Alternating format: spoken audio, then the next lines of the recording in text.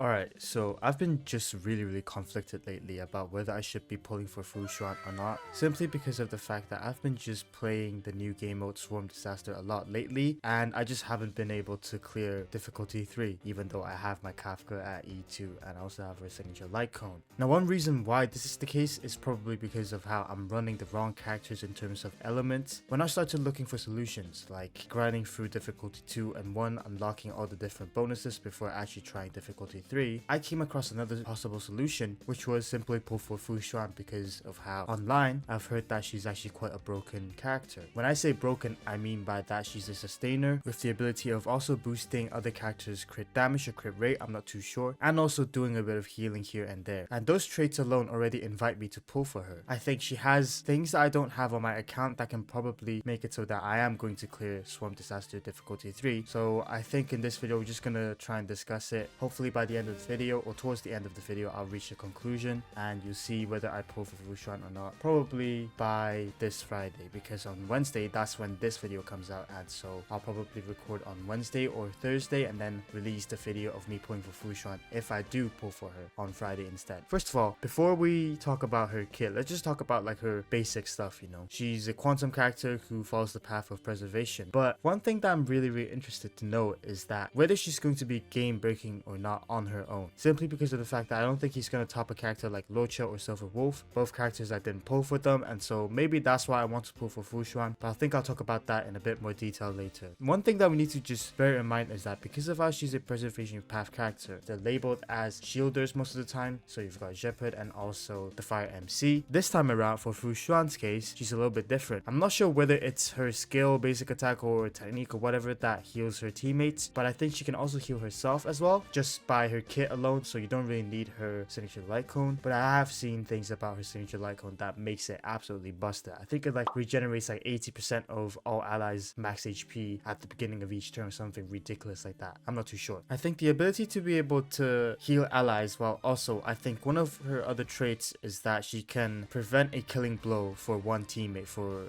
like once per turn or stuff like that. I'm not too sure. I haven't read her kit in detail yet, but just by going through my memory of what I have seen, I think those two things alone are already enough to get people to pull for her. I mean, if the healing is decent enough, I think it is not going to be as good as a character like Bai Lu because of how she's not an abundance character after all. But still, if the healing is great enough that you won't need an actual healer in your team, that's already enough of a reason why you should pull for Fu Xuan. And I just remembered, I think it is her skill that boosts teammates max HP and also gives them crit rate, not crit damage. That's also a bit busted if you think about it, because let's just hypothetically say that the crit rate that she's gonna give to her teammates at level 10, trace level 10, is going to be around like a 20% crit rate increase, or maybe 10. Let's just say somewhere between 10 and 20, because 10 seems like a little bit too low and 20 seems a little bit too high, so let's just go for the middle point, somewhere between 10 and 20. That's also going to be a bit game changing as well, because that would translate to around 3 or 2 rolls of crit rate, so that just allows you to be more lenient with your character's relics, and also boosting max HP, which lasts for a certain turn. I think that basically is what Bai Lu does. I think her skill is just one of those, you know, icing on the cake sort of things. You don't really need to use it, but at the same time, if you've got it on the kit, of course you're gonna use it, and while using it, you're gonna find that your character's gonna crit a bit more and they're gonna probably live a lot longer, especially in Swarm Disaster, where all the enemies just deal massive amounts of damage, and most of the time, even with a shielder and also a healer, you can't really get away with it. But most importantly, the most broken thing about Fu Xuan is that she has the ability to cleanse your team of crowd control debuffs, and this effect doesn't only just get triggered once, it can get triggered multiple times as long as it gets reset after reaching a certain criteria. I'm not too sure what that is yet, because as I just said, I still haven't looked at her kit in detail. Now let's just imagine that Swarm Disaster is going to be one of those end game content where you're probably going to need to grind for at least like 3 updates or so to complete difficulty 4, and then another 3 or 4 updates or so to complete difficulty 5. I know that's an exaggeration, but let's just assume that you're going to spend a lot of time trying to get your account fully prepared to fight the next difficulty of Swarm Disaster. At this point, although there is probably like an end, like a formal end to Swarm Disaster, it's so hard that calling it endgame doesn't really sound wrong, you know. And if this is the case, that would mean that Fu Xuan is going to have such a good utility in the future as well, and she's probably not going to be power crept in any sort of way that's going to significantly make her valueless. Being a sustainer that can do all I just said is just amazing, because that would free up the spot for your heal healer, that would just free up one slot for your team. Let's assume that in Swarm Disaster you're running Sealy, another character, Fu Xuan. Those 3 characters alone are probably going to be like your core members, and in the 4th slot that can be anyone that you want now. You can either put Welton to slow down all the bugs, or you can put in another character like Danghen Imbibitor Lune so that it can deal even more damage. The combination of being a sustainer and also a semi-healer at the same time, that's just so good for Swarm Disaster. I'm not too sure whether I've conveyed it clearly enough, but the fact that one character is able to do the things that 2 characters can do, that's just absolutely game changing. Now, I've talked about all the good things that I think Fu Xuan has got for her. I think it's fair for me to move on to talking about why I'm most likely not going to pull for her. First of all, Jingliu is coming out in 1.4. I think she's going to be the first phase character. Not too sure. Even if it's Topaz, I'm still pulling for her. And yeah, that's the main reason why I'm feeling a little bit reluctant to pull for Fu Xuan. I mean, don't get me wrong, her animations are cool in terms of how she does this like black hole flip, I don't know, like yin and yang stuff. Her ult animation is definitely up there with Kafka's, but lately after getting Kafka, I've been caring less about the meta, if that makes sense. That's probably because of E2 and also her signature light cone. All content has just been a little bit easier to complete now. If you want to treat this game as like your long-term game, always focusing on meta isn't necessarily the good thing to do. I mean, you still need to have good characters so that you can clear content in the game, but at the same time you don't want to go overkill. Now that I've said that though, I don't think Fu Xuan is going to make the game completely easy, but at the same time, if we look at Jingliu and also Topaz, I think they're also going to be very good, and also they look aesthetically very pleasing. Jingliu's animations are also up there with Kafka's and also Fu Xuan's, and because of how she's a destruction path character, a type of character that I don't have on my account yet, I think I'm most likely going to pull for her instead. I've got Yanqing on my account, but the funny thing is,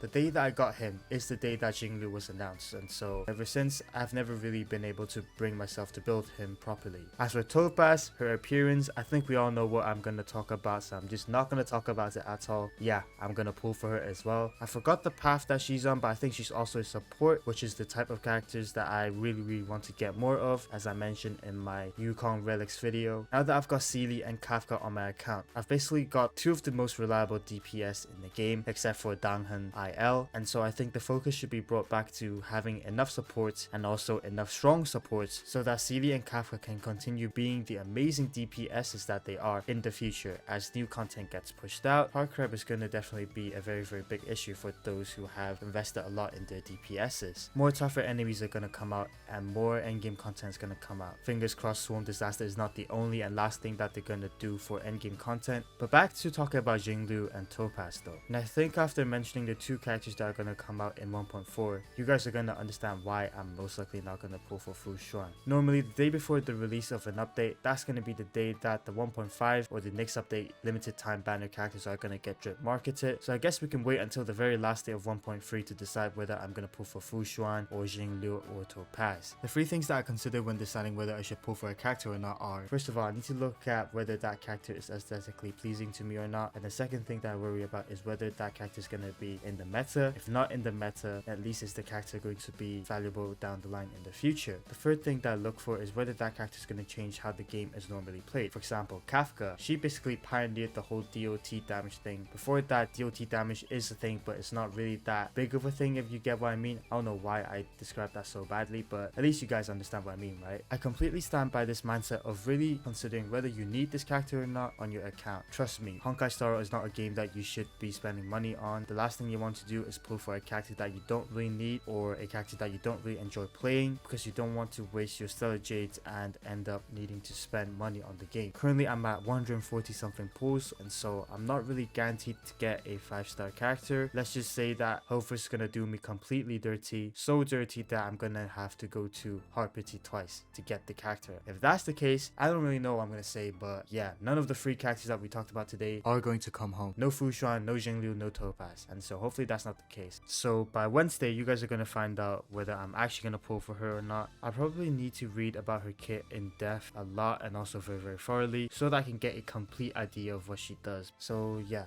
hopefully you guys are gonna get 2 videos next week. If you guys see a community post for the next video on Wednesday, you guys will know that I'm gonna be pulling for Fu Xuan, and if not, I'm not gonna be pulling for Fu Xuan. Either way, that's going to be it for today's video. Hopefully you enjoyed this type of discussion based video, because I do enjoy talking about things that go on in Genshin or Honkai Star Rail instead of always making content in game. If you guys like this sort of content, please like the video to let me know, and if you're new to this channel, please subscribe because it really means a lot to me. I'm trying to hit 1,000 subscribers subscribers by the end of 2023, and if we can hit that goal, that'll absolutely make my year. And yeah, I guess I'll see you guys in the next one. Bye!